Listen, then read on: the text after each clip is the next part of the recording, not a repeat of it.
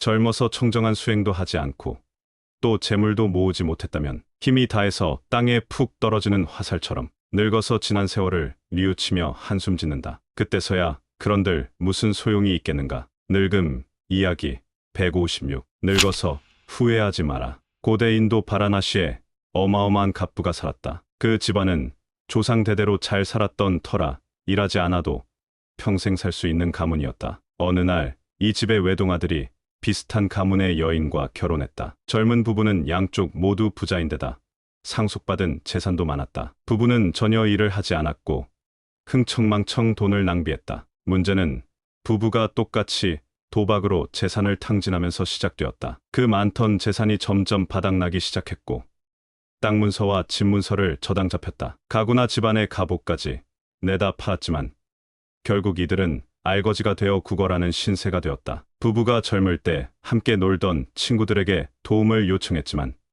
그들은 도와주지 않았다. 이 부부는 젊은 시절 하인들이나 지인들에게 매우 인색했다. 거지가 된 노년 부부는 사찰 부근에서 구걸하며 살았다. 부처님께서 그 모습을 보고 제자인 아난에게 말씀하셨다. 저들이 젊을 때 수행을 열심히 했더라면 지금쯤이면 매우 높은 깨달음의 경지에 이르렀을 것이다. 혹 저들이 젊을 때 재산을 유지하기 위해 생산 활동을 열심히 했더라면 나이 들어서 저렇게 구걸하지 않을 것이다. 앞에서 소개한 내용은 법구경에 있는 내용으로 2600여 년 전 고대의 일이다. 사실 현대에도 이런 일이 비일비재하다. 수년 전 어느 70대 할머니가 20대 후반의 아들 부부에게 살해당한 사건이 있었다. 아들 부부는 도박 빚을 지고 있어 모친에게 돈을 달라고 요구했다. 그러나 모친이 응하지 않자 결국 모친을 살해했다. 여기서 강조하고 싶은 것은 노년에 가져야 할 태도가 아니다. 그 어떤 것이든 젊을 때 준비해 두어야 한다는 것이다. 예를 들어 노후 대책이 그러하다. 이는 미리 갖추지 않고 늙어서 준비하면 늦는다. 무상하다고 삶이 슬픈 것은 아니다. 또 무엇을 미리 해야만 하는지 몇 가지 방법을 더 들어보겠다. 우선 풍부하고 깊은 정신세계를 만들기 위해 노력해야 한다. 젊을 때 미리 독서하는 습관을 들여야 나이가 들어서도 책이 읽힌다. 그 어떤 정신적인 추구도 마찬가지다. 여기서는 불교 공부로 한정해보자. 무량수경에 죽기 바로 직전 10번만 아미타불을 부르면 극락세계에 왕생할 수 있다라는 내용이 있다. 이는 중세시대 유럽 교회에서 면죄부를 팔았다는 것과 다를 바 없게 들린다. 그러나 이는 오해이다. 마음 닦는 연부를 하는 것도 습관으로 배어 있어야 죽음 앞에서도 갈팡질팡하지 않고 저절로 웰 수 있다. 바로 이처럼 준비를 해두면 두려움 없이 세상을 떠날 수 있음을 의미하는 것이다. 밀린다왕 문경에도 이와 비슷한 내용이 있다. 밀린다왕이 수행자들이 수행의 높은 경지를 얻으려면 어떻게 해야 하느냐라고 질문했다. 이때 나가세나 존자가 이렇게 답했다. 목이 말라 물 마시고 싶다고 그때부터 우물을 파서는 안 됩니다. 곧 목마를 때를 대비해 미리미리 우물을 파놓아야 합니다. 또 배가 고플 때 밭을 갈고 논에 곡식을 심으면 안 됩니다. 농사를 지어 수확한 곡식을 저장해 두어야 배고플 때 밥을 지어 먹을 수 있습니다. 이처럼 젊은 시절에 열심히 노력하면 반드시 나이 들어 해탈할 수 있는 것과 같습니다. 둘째, 젊을 때 주변에 보시를 많이 하고 지인들에게 덕을 심어야 한다. 앞의 이야기에 나온 부부는 그러지 못했다. 남에게 평소에 잘해야 힘겨운 일이 있을 때 도움받을 수 있다. 이 또한 인과의 원리이다. 셋째, 열과 성을 다해 경제력을 갖추어야 한다. 항산이면 항심이라는 말이 있다. 생산해 놓은 것이 있어야 마음도 항상함을 유지하는 법이다. 경제적인 문제가 해결되어야 노년도 편안히 보낼 수 있지 않을까? 어떻게 해야 할지 막막하다면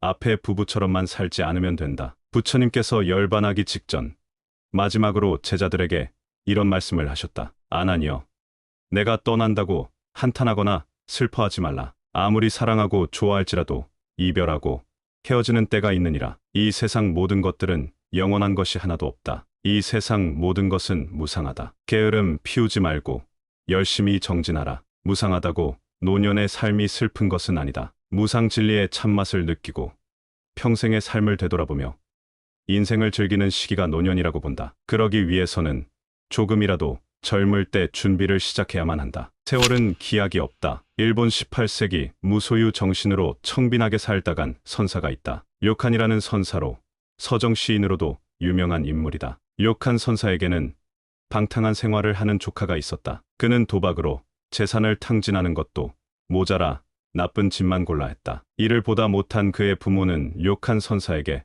조카가 새로운 인생을 살도록 훈계해달라라는 편지를 보냈다. 그리고 심부름을 보내는 것으로 가장하여 아들을 료칸 선사의 사찰로 보냈다. 부모의 의중을 몰랐던 조카는 어쩔 수 없이 선사와 함께 하룻밤을 지냈다. 선사는 조카에게 훈계를 하지 않았고 가만히 앉아서 좌선만 하였다. 다음 날 아침 선사는 밖으로 나가면서 조카에게 이렇게 말했다. 세월은 더섭시 흘러가는구나. 과거에는 이처럼 힘들지 않았는데 나이가 드니 손이 떨려서 집신끈 하나 매는 것도 힘이 든다. 애야, 이리 와서 내 집신끈 좀 매주려느냐? 조카가 집신끈을 매어주자 선사는 조카를 그윽히 바라보며 말했다. 세월은 더섭시 흘러가는구나. 과거에는 이처럼 힘들지 않았는데 나이가 드니 손이 떨려서 집신끈 하나 매는 것도 힘이 든다. 애야, 이리 와서 내 집신끈 좀 매주려느냐? 조카가 집신끈을 매어주자 선사는 조카를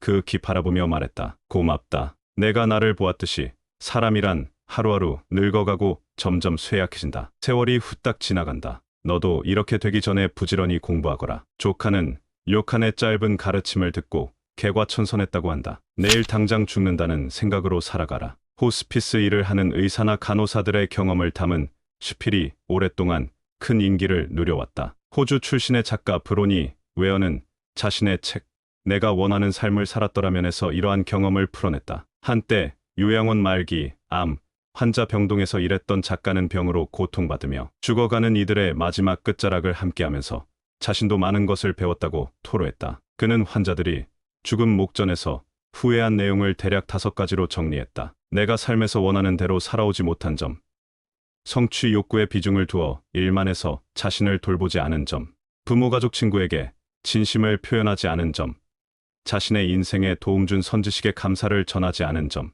돈에 급급해 노력하지 않은 점 등이다. 죽음의 목전에 있다고 가정해보자. 현재 그대는 5가지 중 몇 가지에 해당하는가? 단 한 번도 이러한 느낌을 받은 적이 없거나 생업이 바빠 생각할 틈조차 없었던 사람도 있을 것이다. 반대로 5가지 내용 모두를 절실하게 받아들이는 사람도 있을 것이다. 만약 후자라면 인생을 살아온 깊이에 따라 받은 느낌의 정도가 다를 것이라 본다. 참 모순적이다. 사실 이는 누구나 살면서 한 번쯤 겪을 감정이다. 누구에게나 마지막 지점이 있기 때문이다. 그런데도 왜 우리는 이를 남의 일처럼 생각할까?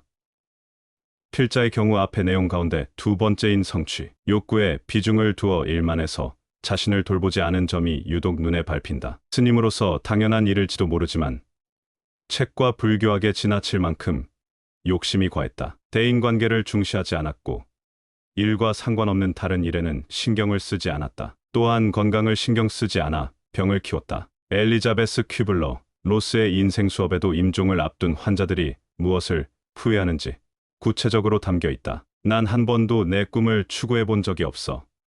난 내가 하고 싶은 것을 해. 난 돈의 노예로 살았어 등이다. 죽음을 앞둔 이들은 고급차, 넓은 저택, 거액 연봉 등 더 많은 물질을 갖지 못한 것을 후회하지 않았다. 이러한 이야기는 우리 모두에게 해당하는 이야기이지만 대부분이 남 이야기처럼 대하고 물질적인 욕망을 채우는데 더 집중한다. 어느 날 죽음은 늘 내 집 문턱에서 기다리고 있다. 티베트인들의 구전 격언에 이런 내용이 있다. 살아있는 동안에 죽음을 두려워하지 않다가 죽을 때가 되어서야 두려워하는 것보다 살아있는 동안에 죽음을 두려워하고 죽을 때 두려워하지 않는 것이 훨씬 값지다. 어떻게 사는 것이 최상의 삶일까? 첫째, 사는 동안 최대한 건강을 유지하자. 그래야 희망을 꿈꿀 수 있다. 둘째, 행복은 저 끄트머리 목적지에 존재하는 것이 아니라는 사실을 기억하자. 인생의 모든 과정이 행복 지점이요.